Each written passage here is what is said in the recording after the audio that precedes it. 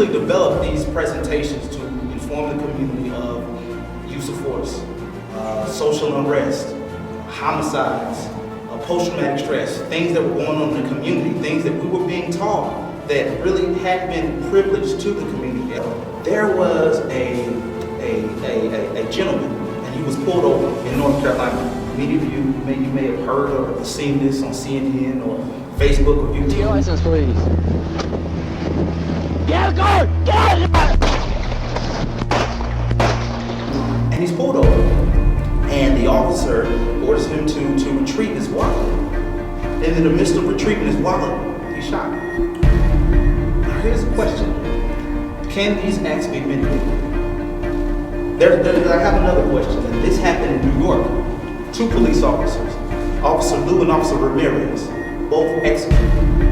And as the story goes, the man who killed them, he had just recently found out about Eric Gardner. He was already upset about Michael Brown. So the first train from Baltimore to New York, the first 2 officers that he sees, he kills. Suspect, who has been identified as 28-year-old Ismail Brinsley, walked up to the police car.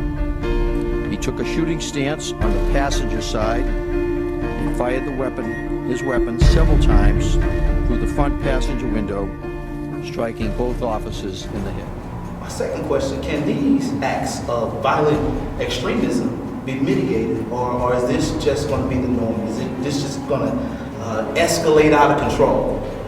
Now, when overkill happens, it looks absolutely horrible. Here you have a man, and he shot 98 times, or 70 times, or 50 times, and no one has an explanation.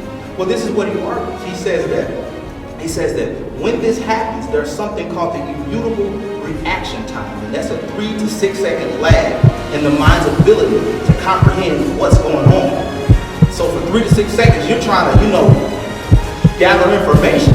So where do we see this? We see this in victims of rape, victims of robberies or carjackings. There was an interesting story of a woman, an Australian woman, and she was brutally raped. Now the man kicked in her front door, beat her up, and raped her. So he leaves. She contacts the police and gives a description of the guy, and she describes him to a T. So they arrest this well-known, famous psychologist, and during the interrogation, they find out he has an airtight alibi. And his alibi was that during the time of the rape, he was on TV during the interview. It just so happened that this was the last thing that this lady saw. She didn't even know what the suspect looked like. I'm gonna talk to you guys about something that's very serious. This is about killing and why we make mistakes, errors in judgment when it comes to use of deadly force. And there's this wonderful book, it's called On Killing, and it talks about the behaviors of killing. And the author, his name is Colonel Roosevelt. He says that in order to kill, you have to overcome something. What do you have to overcome? Distance.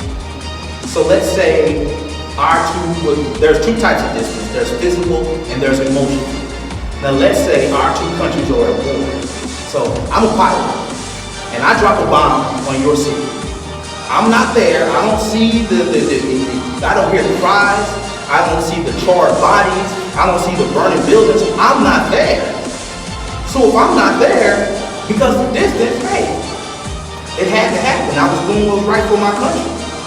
Let's take that same soldier and let's make him an infantryman. So now his enemy is across the street and he shoots him. That may bother him. In World War II, it was largely believed that the most effective way to kill a human being would be to punch him in the throat. Hand-to-hand combat. Okay, might want to close the baby's ears. But the most effective way would be to take your thumb, gouge it through a man's eye, and pull out his brain. Okay?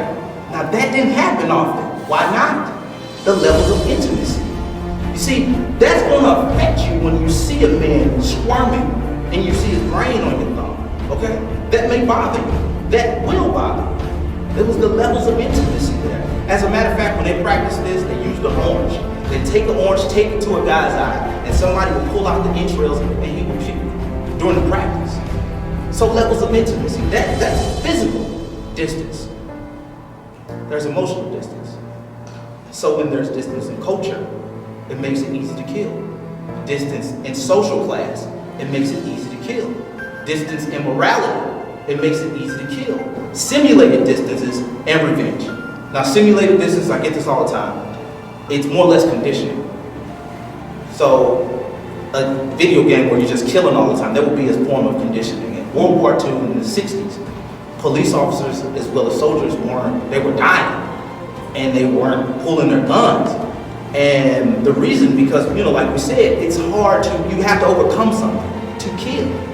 So what happened is the United States implemented certain programs, and now when you shot a target, it failed. Or the target had a face.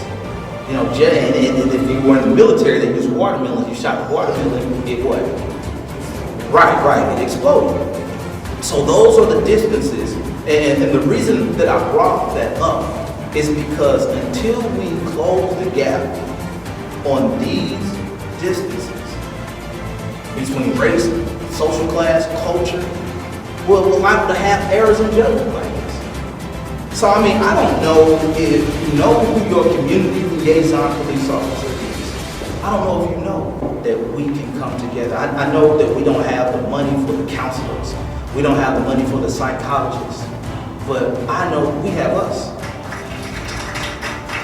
So people who are going through issues like this, listen, we can meet them at church, we can meet them at youth centers, we can meet them at any place they're going to be, and we're talking about our children. So, and we can hardline, hey, listen, this is what you're going to go through. This is why you may have